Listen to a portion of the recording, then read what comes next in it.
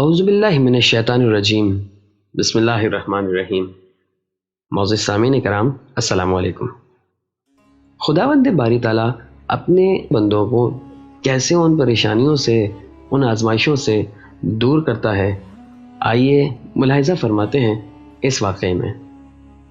ایک بار ایران کے بادشاہ سلمان صفی کے خزانے سے ایک شخص نے 5000 تومان قرض لیے اور یہ طے پایا کہ 1 سال کے بعد یہ قرض واپس کر دیا جائے گا۔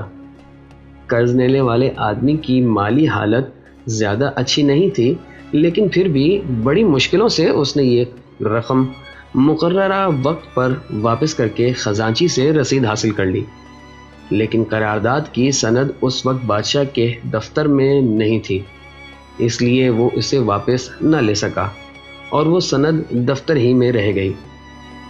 اتفاق کی بات کہ رقم وصول کرنے کے کچھ ہی دنوں بعد شاہی دفتر کے ملازم کا انتقال ہو گیا اور اس کی جگہ ایک نیا ملازم آ گیا۔ جب اس نے سابقہ ریکارڈ کی چھان بین کی تو اس میں وہ 5000 تومان والا معاہدہ بھی نکل آیا۔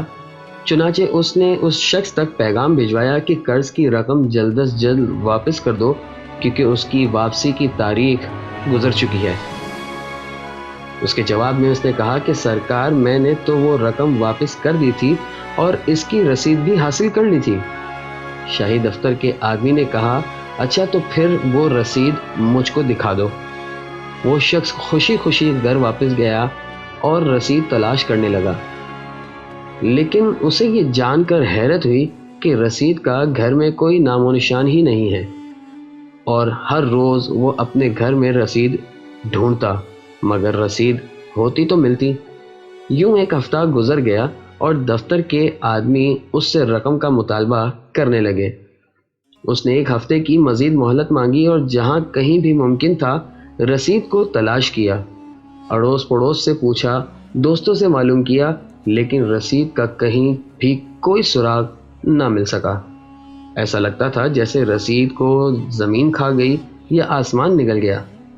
یہ 1 ہفتے کی مہلت بھی ختم ہو گئی تو حکومت کے خزانچی نے حکم دیا کہ کسی بھی طریقے سے اس سے قرض وصول کیا جائے، اور اگر نہ دے تو اس کو سخت سے سخت سزا دی جائے۔ اس شخص کی مالی حالت ویسے بھی صحیح نہیں تھی، پہلے ہی بڑی مشکل سے قرض چکایا تھا، دوبارہ رقم کہاں سے لاتا؟ چنانچہ حکومت کے آدمی اس کے گھر آئے اور زبردستی اپنے ساتھ لے جانے لگے تاکہ اس کو سزا دیں یا پھر قرض وصول کرنے کا کوئی اور طریقہ سوچیں۔ وہ شخص سخت پریشان تھا۔ اسی پریشانی کے عالم میں اس کی توجہ خدا اور اس کے مقرب بندوں کی طرف ہوئی، اور اس نے خدا کی ذات سے ائمہ علیہ السلام کے وسیلے سے دعا کی کہ پروردگار مجھے اس عذاب سے نجات دے۔ اسی اثناء میں کیونکہ یہ شخص بہت گھبرایا ہوا تھا اور پریشان بھی تھا، اس لیے اس کی طبیعت خراب ہو گئی۔ اس نے سرکاری آدمیوں سے کہا کہ اگر اجازت دو تو میں حکیم کی دکان سے دوا لے۔ انہوں نے اجازت دے دی اور حکیم نے دوا کاغذ میں لپیٹ کر اسے دے دی۔ اس شخص نے راستے ہی میں دوا کھا کر کاغذ پھینکنا چاہا تو وہ اس کے دامن سے چپک کر رہ گیا۔ اس نے 2-3 مرتبہ اپنی قمیص کو جھٹکا، لیکن وہ کاغذ تھا کہ الگ ہونے کا نام ہی نہیں لے رہا تھا اور کسی صورت سے الگ نہیں ہوا۔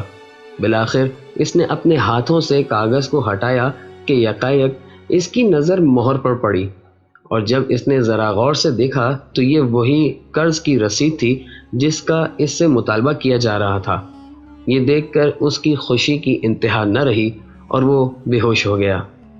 لوگ اس کو ہوش میں واپس لائے۔ ہوش میں آنے کے بعد اس نے سجدہ شکر ادا کیا اور وہ رسید حکومت کے اہلکاروں کو دے دی اور اس مشکل سے چھٹکارا پا لیا۔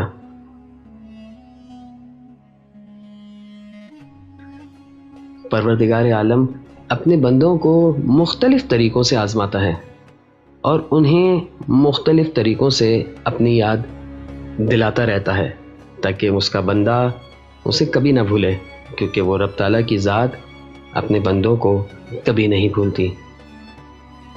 اپنے رب کو ہمیشہ یاد رکھیے اور ہر نعمت پہ اس کا شکر ادا کرتے رہیے۔